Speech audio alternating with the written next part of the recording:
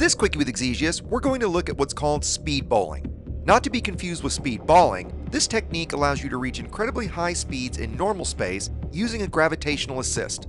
I'd like to thank Commander Tado of Tado for his assistance with this tutorial, and Commander Primetime Casual for originally developing this method. Let's now look at how this technique works and the speeds that are achievable. The technique is actually rather simple. You'll start by entering the orbital cruise range of a high gravity world. I've used Achenar 3 as it has a surface gravity of 6.7 g with a gravity of around 5.9 when you drop just below the orbital cruise line. You can use any high G world, but the larger the world, the higher the gravity and the higher the orbital cruise point will be, giving you more time to accelerate. At Achenar 3, I started at an altitude of roughly 1.5 million meters, giving me plenty of room before hitting the surface. Before you start, you'll need to have your flight assist set to toggle. This is done in Settings, Controls, Flight Miscellaneous. Once you drop below the orbital cruise line, come to roughly level flight, switch flight assist off, and boost to your maximum speed. Once you reach that speed, pitch to roughly 5% down angle, and as soon as you begin to lose altitude, engage your up thrusters. Your speed will then rapidly increase as you begin to fall. You'll need to keep pitching down to ensure you continue to fall. As you'll be flight assist off, you'll need to continually adjust your attitude to maintain your angle. If your rate of acceleration falls, adjust your attitude to accelerate again. As you see, I was able to reach 10,000 meters per second in a Type 9. It did, however, take around 45 minutes to reach that speed. Tado has reached over 14,000 meters per second, with the current record held by Commander Sanderling at over 34,000 meters per second in a Mamba. When you're ready to jump away, you'll need to start with enough altitude to reach forward momentum so you can jump, as forward momentum is required for both a supercruise or hyperspace jump.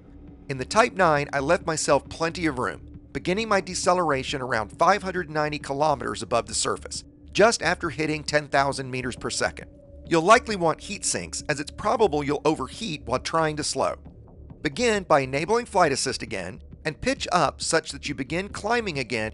While it's not necessary to turn and face 90 degrees from the surface, you can. However, this will likely overheat you as you fight against gravity. Once you've begun moving forward, you're free to charge for jump. I'd suggest not charging until you're ready, as you'll again heat very quickly. An advanced and much more fun method is skimming across the edge of a crater, much like someone would do in a modern-day skydiving wingsuit. Here, you'll start much closer to the ground, say at about 5 kilometers, using the same technique. As your flight assist off, you'll need to use your horizontal thrusters with your vertical thrusters to change direction, with boosting facilitating those direction changes. With practice, you'll be able to skim just above the surface at very high speeds. This can be done in a completely unengineered ship. I was using a highly engineered 930 meters per second Imperial Eagle, as that will let you start at a higher speed, but this isn't necessary.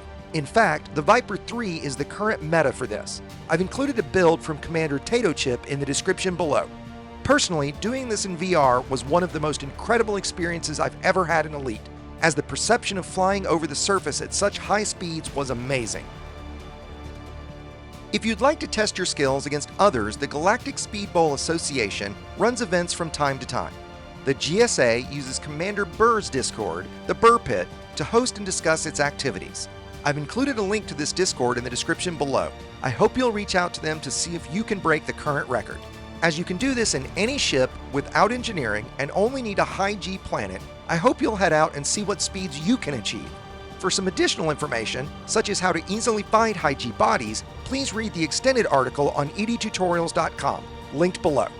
Again, big thanks to Commander Tado of Tado for his assistance in producing this video. Once again, this has been Commander Exigeous of edtutorials.com, reminding you to fly quickly, and thanks for watching.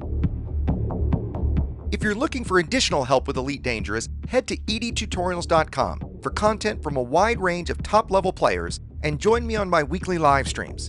If you're new here, I hope you'll consider subscribing, and that you'll consider supporting me here or on Patreon.